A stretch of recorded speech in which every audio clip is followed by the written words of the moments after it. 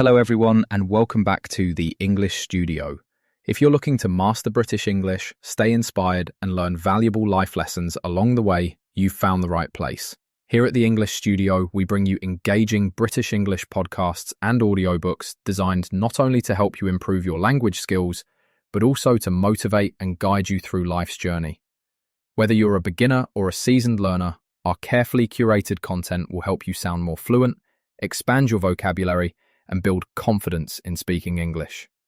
Plus, we believe in the power of learning through stories, so get ready for enriching life lessons that go beyond just words.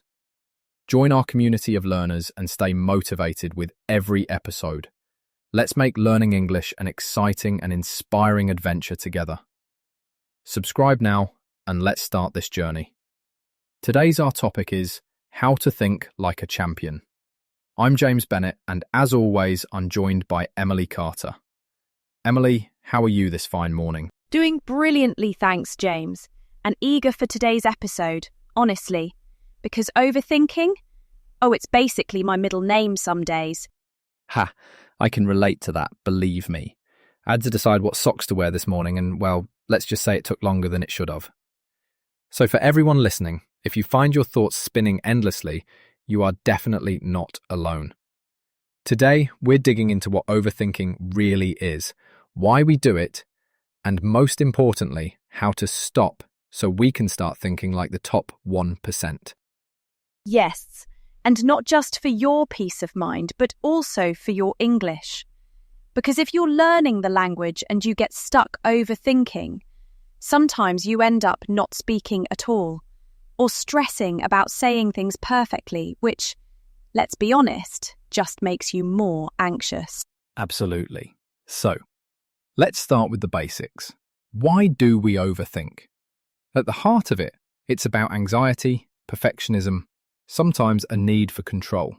Our brains are programmed to analyze and troubleshoot, but when it tips from helpful contemplation into rumination, it can drain all our energy and kill our motivation. Right, and it's not just about chewing over big life choices either. Even little things, what to have for breakfast, how that conversation went, can spiral if you're not careful.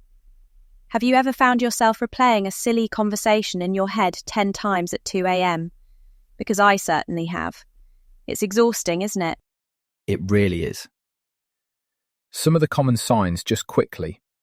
A lot of second guessing, worrying what you said or didn't say, feeling paralyzed when you need to make even a small decision.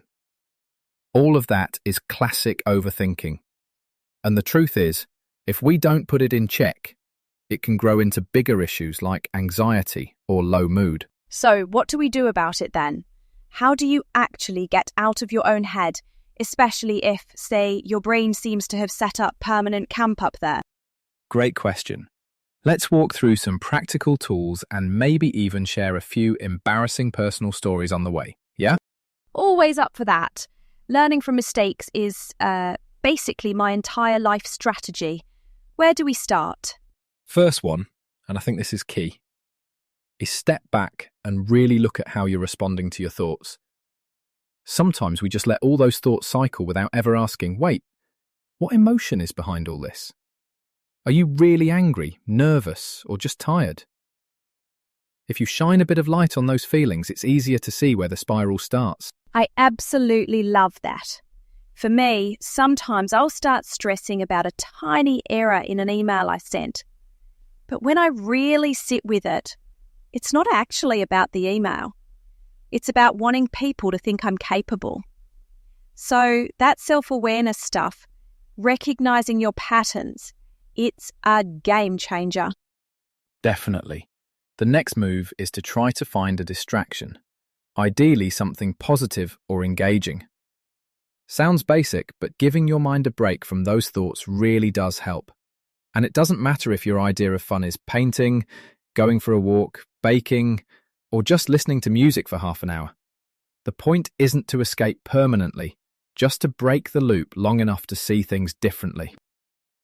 And if, like me, you sometimes get overwhelmed even thinking about starting something new, try carving out just a small patch of time. It can be 15 or 20 minutes. Give yourself permission to just play, or explore a hobby, and not solve all of life's problems in that space. And a quick bonus. Sometimes just moving your body, even standing up and stretching, can help to interrupt those racing thoughts. Gets the blood moving, and it's honestly underrated as a reset button. Oh, and don't forget about deep breathing. A few mindful breaths, maybe with a hand on your chest and the other on your belly, can help ground you faster than you'd think. I know it sounds a bit cheesy, but trust me, give it an honest go next time you're spinning out.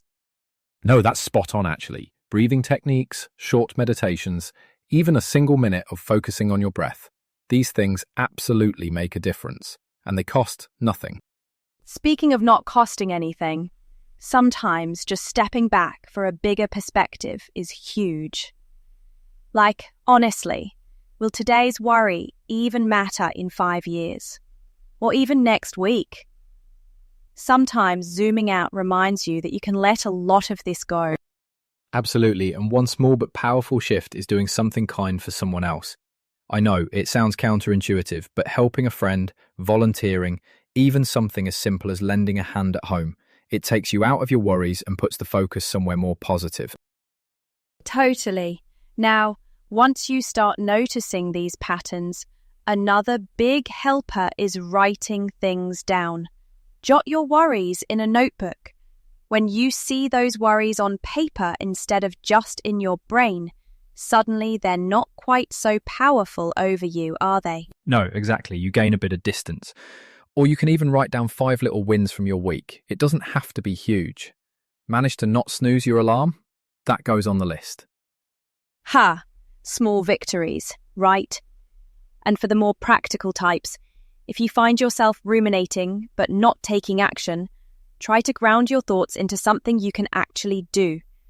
Action, even tiny steps, usually beats just thinking about thinking, over and over. And if you're prone to the sort of critical self-talk that a lot of overthinkers get, be kind to yourself, honestly.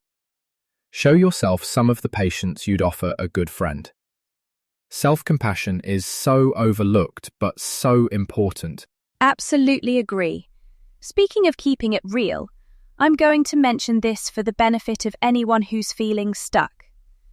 Sometimes you need to reach out for support. Maybe it's a mate, maybe it's a teacher, maybe it's a mental health professional. You don't have to do this alone, okay? Exactly, Emily. There's no shame in needing a hand. One more quick tip before we finish. Try to limit decision fatigue. If you're making dozens of tiny decisions before breakfast, no wonder your brain is tired. Try to automate some things, or just accept that some choices don't need hours of thought. Yes! Like, honestly, sometimes good enough is genuinely good enough. Don't waste precious energy perfecting things that really aren't worth perfecting. There you have it, folks. Lots of simple but powerful ways to handle overthinking. We've covered self-awareness, distractions, action, showing yourself compassion, and reaching out. Pick 1 or 2 that resonate and give them a try. Let us know how it goes in the comments or drop us a message. After all, learning to think like a champion is an ongoing process. Couldn't have said it better myself. And hey, if you found something helpful today, don't overthink it. Just subscribe and tune in again next time. We'll keep the ideas coming and the vibe positive. James, until next time. Until next time, Emily. Thanks everyone for listening, and remember, stay calm, stay curious, and keep practicing that champion mindset. Take care. Bye, everyone.